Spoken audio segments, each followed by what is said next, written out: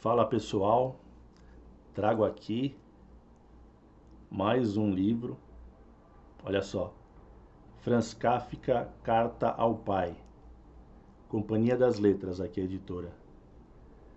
Bom, primeiro eu quero começar essa abordagem do livro falando da capa, né? Porque muitas vezes a gente compra um livro e não dá o devido valor em relação à capa. A gente acha que está ali só para ilustrar, né? Mas muitas vezes não. Tem um sentido a capa com a história, né? Esse é o caso. Então, olha só, o artista que fez essa capa é brasileiro, né? É o Amílcar de Castro. Ele já é falecido. Ele era um design gráfico, um escultor, né? E um artista plástico, né? E vamos analisar um pouco essa capa que tem todo sentido com a história, né?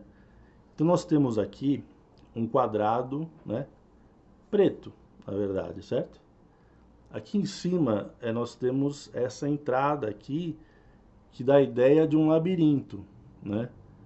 Então descendo, fazendo o percurso, a gente chega aqui embaixo, que podemos chamar de uma arcada dentária cheia de caninos, né? Então, você, sem dúvida, não está enxergando, não dá para você ver aqui, a pincelada bem leve, bem sutil, que tem nessa parte aqui, ó, né? Embaixo, vamos dizer assim, de uns caninos, né? Por quê? Porque essa arcada dentária, vamos chamar assim, significa o opressor. Tá em moda isso, né? Opressor, oprimido, mas não tem nada a ver com política não, viu? Então aqui nós temos então o opressor, né? E essa pincelada bem sutil que provavelmente não dá para você ver, mas eu aconselho você quando for numa livraria, peça esse livro, pelo menos para ver essa pincelada aqui, né? Que você não consegue ver daqui. Então assim, então aqui nós temos o opressor, essa pincelada bem sutil significa o oprimido, certo? Que é, na verdade, aqui nós temos a figura do pai e essa pincelada do filho, que é o Franz Kafka, certo? Vindo mais para baixo, nós temos aqui uma diminuição dessa linha branca, né, dessa parte branca, né? Um achatamento bem aqui embaixo. Que isso significa o opressor está agindo no oprimido. Essa parte aqui na vertical, nós vemos que não tem saída. Então, o que quer dizer isso? Que o opressor está oprimindo o oprimido e esse opressor é o pai Franz Kafka. Sendo assim, não tem saída, porque é o pai dele. Legal, né? Então vamos lá. Informação muito importante. Este livro foi traduzido do alemão direto para o português. Por que essa informação é importante? Que muito tempo atrás, alguns livros russos, alemães, foram traduzidos por um francês, né?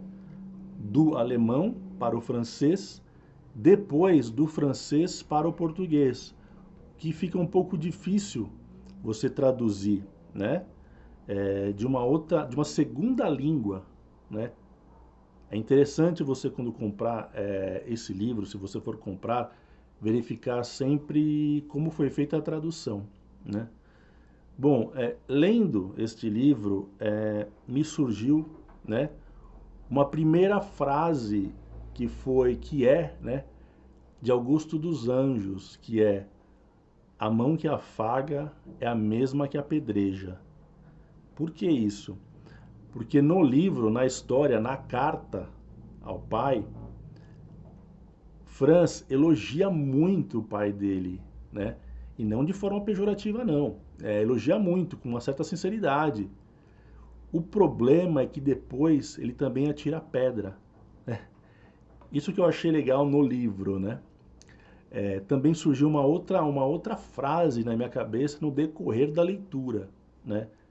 Que foi Os Brutos Também Amam, que é um filme muito antigo. Aí eu troquei o verbo amam, né? O verbo amar, pelo verbo chorar, né? Os brutos também choram, porque o pai dele, em um momento da carta ali, Franz relata que o pai chorou. Ou seja, o pai era tosco, né?